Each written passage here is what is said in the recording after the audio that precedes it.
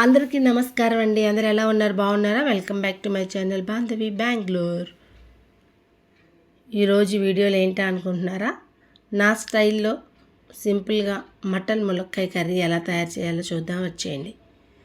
శుభ్రంగా క్లీన్ చేసిన మటన్ని ఉప్పు, కారం, అల్లం వెల్లుల్లి పేస్ట్, కొంచెం ఆయిల్ యాడ్ చేసి కుక్కర్లో 4-5 విజిల్స్ వచ్చే వరకు పెట్టాలన్నమాట. తర్వాత కట్ చేసిన ఆనియన్స్, కట్ చేసిన ములక్కాళ్ళు, కరివేపాకు, కొత్తిమీర, టమాటాలు, పచ్చిమిరపకాయలు, కొంచెం అల్లం వెల్లుల్లి పేస్టు, మటన్ మసాలా, 2 చెక్క 2 లవంగాలు తీసుకోండి. చూసారా, వీడియోలో చూపిస్తున్న విధంగా తీసుకోవాలి అన్నమాట. ఇలా మటన్ మసాలా, చెక్క, లవంగాలు తీసుకున్నప్పుడు ఒక డబరా వేడెక్కిన తర్వాత తప్పెల్లో నూనె అంటే ఆయిల్ యాడ్ చేయాలి. చేసిన తర్వాత పచ్చిమిర్చి,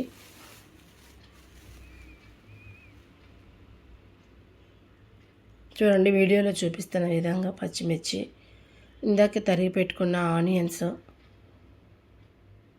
కరివేపాకు వేసి కొంచెం గోల్డెన్ బ్రౌన్ వచ్చే వరకు వేయించుకోవాలన్నమాట సిమ్లో పెట్టి.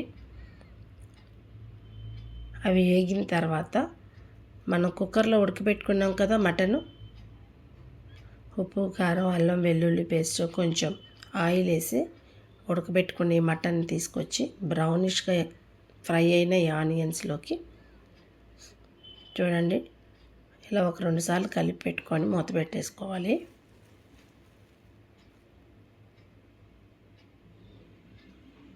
తర్వాత కొంచెం అల్లం వెల్లుల్లి పేస్ట్ అనమాట, అంటే కొద్దిగా వేయాలి, ఎందుకంటే కుక్కర్లో కొద్దిగా వేసాం కాబట్టి, లేదా చేదు వచ్చేసింది. ఇక ములక్కాళ్ళు, ముందే ఉల్లిపాయలతో పాటు ములక్కాయలు వేస్తే మెత్తబడిపోతాయి. కొంచెం గ్రేవీ కావాలి ఎక్కువగా అనుకున్న వాళ్ళు కొంచెం ఉల్లిపాయ పేస్ట్ కూడా, అంటే ఆనియన్ పేస్ట్ కూడా యాడ్ చేసుకోవాలి. అంటే కొబ్బరి తక్కువగా యూజ్ చేస్తారు కాబట్టి.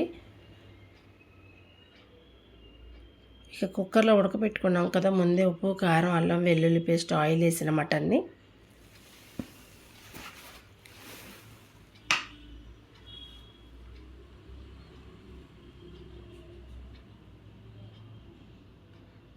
కూడా వేసేసి మొత్తం కలిపి పెట్టుకోవాలన్నమాట.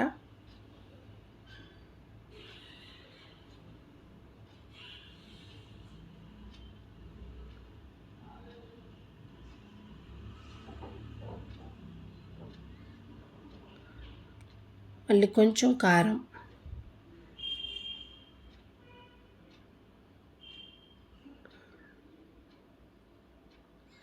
వేసి మొత్తం కలిగి పెట్టుకొని కొంచెం వాటర్ యాడ్ చేసుకొని పచ్చివాసన పోయే వరకు ఉడకబెట్టుకుంటే,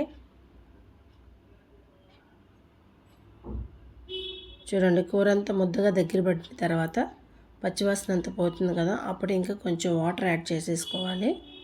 అప్పుడు ములక్కాళ్ళు కూడా నీట్గా మెత్తగా ఉడుకుతాయి పచ్చివాసన లేకుండా. ఇంకొక 5-6 నిమిషాలు మనకి ఎంతైతే గ్రేవీ కావాలో అంతవరకు ఉంచుకొని కొత్తిమీర, గరం మసాలా,